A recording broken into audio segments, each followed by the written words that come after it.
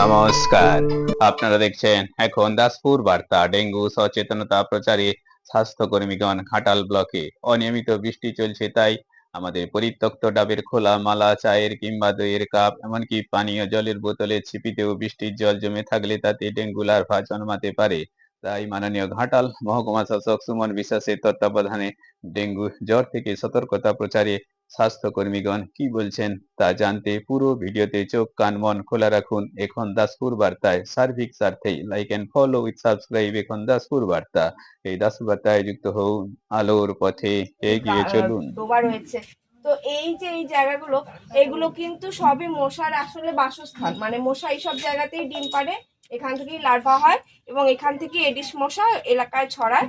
তো যদিও প্রথম দিকে আমাদের এখানে ডেঙ্গু কেস ছিল না, বাইরে থেকে যেই একজন ডেঙ্গু পেশেন্ট এলেন, তখন এই এলাকায় মশা থাকার জন্য সেই মশা থেকে কামড়ে সেই রোগটা ছড়িয়ে পড়েছে। এবারে এই জায়গাগুলো প্রত্যেক মানুষকে নিজেদের চারপাশটা পরিষ্কার না করলে কিন্তু মশা এরকম হতেই থাকবে। তাই প্রত্যেকটা মানুষকে সচেতন হতে হবে যে নিজের চারপাশটা পরিষ্কার করে রাখবো, মশারি টাঙিয়ে শোবো। আর যেহেতু এখন এই এলাকাটায় ডেঙ্গু জ্বরটা হচ্ছে, তাই আমরা বলবো যে এই সময় পারলে বাড়িতে গুড নাইট ইউজ করুন বা ওই ওডোমস ক্রিম ইউজ করুন, এই বা ঘরে ধুনো দিয়ে তার উপর নিম পাতা ছড়িয়ে মশাগুলো যাতে ঘর থেকে বেরিয়ে যায়, এই ধরনের কিছু ব্যবস্থা নিলে কিন্তু আমরা অনেকটাই উপকার পাবো। আর যদি কারো দুদিনের বেশি জ্বর থাকে, অবশ্যই রক্ত পরীক্ষা করানো এবং তারপরে তার স্বাস্থ্যকেন্দ্রে গিয়ে তার প্রপার চিকিৎসা করালে পরে তাড়াতাড়ি সেরে যাবে। আর জামা কাপড় কেমন পরবে বাড়িতে বা বাচ্চারা, সেটা বলুন। যেহেতু জ্বর হচ্ছে, এলাকায় ডেঙ্গু হচ্ছে, তাই এই সময়টা যতটা সম্ভব গা ঢাকা পোশাক পরাই ভালো, ফুল হাতা জামা প্যান্ট পরাই ভালো, খালি গায়ে না ঘুরে বেড়ানোই ভালো। আর যার ডেঙ্গু পজিটিভ হয়েছে সে চেষ্টা করবেন যাতে 14 দিন অন্তত মশারির ভেতরে থাকা যায়। তাকে কামড়ে ওই মশা অন্যদের কামড়ালে আবার এলাকায় অন্যদের রোগ ছড়াতে থাকবে। তাই প্রত্যেকটা মানুষকে সচেতন না হলে কিন্তু আমরা এই রোগটাকে আটকাতে পারবো। আচ্ছা, ডেঙ্গুর মশা কখন কামড়ায়, কোনো স্পেসিফিক টাইম কিছু আছে? ডেঙ্গুর মশা সাধারণত দিনের বেলায় কামড়ায়। এই মশা কিন্তু দিনের আলোতে কামড়ায় এবং তাই আমাদেরকে গা ঢাকা পোশাকটা পরতে হবে। এরপরে ঘরের ভিতরে যদি সেই মশা থেকে যায়, রাতেও কামড়ালে পারে, কিন্তু মশারি টাঙিয়ে দিনের বেলা ঘুমোলেও মশারি টাঙিয়ে ঘুমানোর কথা বলা হচ্ছে। আর ডেঙ্গু মশা চিনবে কিভাবে, মানে মশার গায়ে কোনো স্পেসিফিক কিছু থাকে? মশাটা হচ্ছে একদম ঘন কালো রঙের, একটু অন্য মশার থেকে সাইজে ছোট হয়, গায়ে সাদা দাগ দাগ থাকে, ছিটে ছিটে দাগ থাকে। এই মশাকে আমরা অনেক সময় টাইগার মসকিটো বা বাঘ মশা বলে থাকি, যেহেতু এর গায়ে সাদা দাগ থাকছে। আর মশাগুলো খুব সহজে দেখলে চেনা যায়। আপনারা মেরে যখন মশাটা মারছেন একবার নিজেরাও চেক করতে পারেন আদৌ ওটা ডেঙ্গুর এডিস মশা কিনা। মশার সাইজটা আমাদের নর্মাল যেগুলো অনেক বড় বড় মশা হয় তার অর্ধেক, একটু ছোট আর কালো, ঘন কালো, আর গায়ে সাদা সাদা। আচ্ছা, এই মশা জন্মায় কোন জলে? মূলত পরিষ্কার জমা জলে জন্মায়। এবারে যেহেতু আমাদের এখানে দেখলাম পুকুরের জলের পাশে অনেক বোতল পড়ে রয়েছে, কন্টেনার পড়ে রয়েছে, এই ধরনের পাত্রগুলোতে যে জলটুকু জমে রয়েছে সেটা যদি বিসলেরির ঢাকনার মতো ছোট ঢাকনার জলেও থাকে, তাহলেও কিন্তু 4-5টা মশার লার্ভা ওখানে থেকে যেতে পারে অনায়াসে।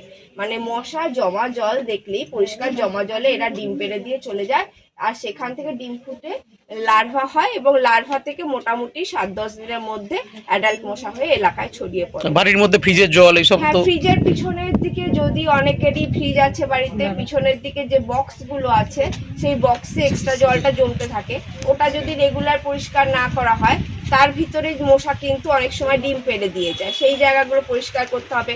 অনেকে আজকাল বাড়ির ভেতরে ফুলদানি রাখছে, তার মধ্যে গাছ লাগাচ্ছে, মানি প্ল্যান্ট জাতীয়, এগুলো কিন্তু মশার জল।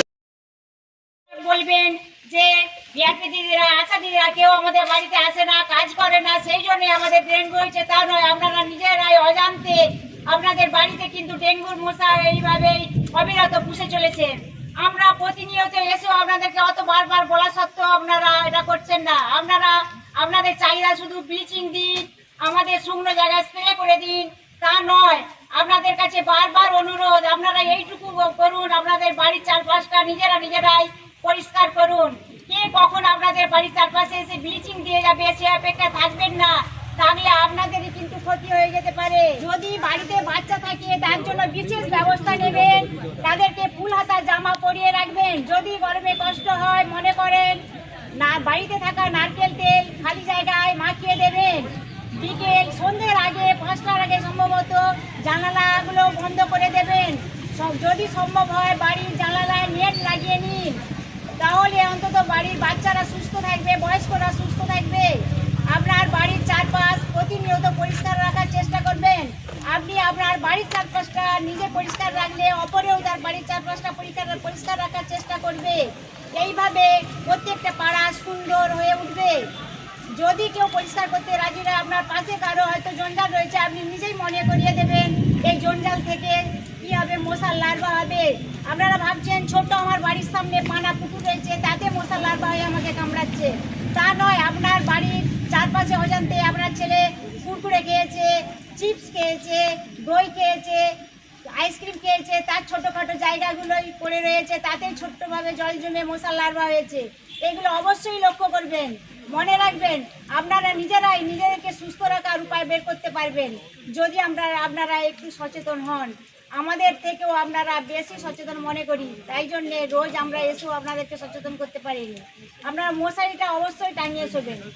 আর ভাবছেন যে আমাদের গায়ে হাওয়া লাগবে নি আমরা মশারি টাঙিয়ে শুলে, যদি ওই ভাবনা নিয়ে থাকেন তাহলে এখন অনেক রকম মশা নিরোধক বেরিয়েছে। তার জন্য আপনারা গুড নাইট জেলে রাখবেন, ধুনো দেবেন, অনেক ব্যবস্থা আছে, সেটা অবশ্যই ফলো করবেন। পরীক্ষা করাবেন, অবশ্যই বেশি করে জল খাবেন, আর রক্ত পরীক্ষা করিয়ে রিপোর্টটা নিয়ে স্বাস্থ্যকেন্দ্রের বিভিন্ন পরিষেবাগুলো নিতে ভুলবেন না।